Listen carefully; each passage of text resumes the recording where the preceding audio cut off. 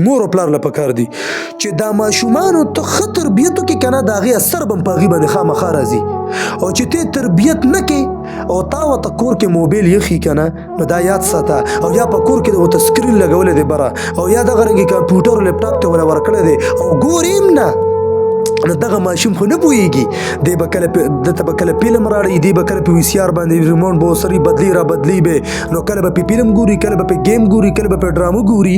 او یا دغه رنګې کو دغه ماشوم له ته موبایل ورکړي او ته وایې چې دا ماشوم په ګیم کوي او ته ځان ناغرضه کړي زه د مور او پلار ته دا خبره کوم الله دې ټول خوشحاله کړي خو تربیت اصل شی دی نو چې تا دغه ماشوم له موبایل ورکو که نه او ګیم کوي او د په ټیک ټاک یا فیسبوک یا یوټیوب راوړو او دغه ماشوم دا بره کوي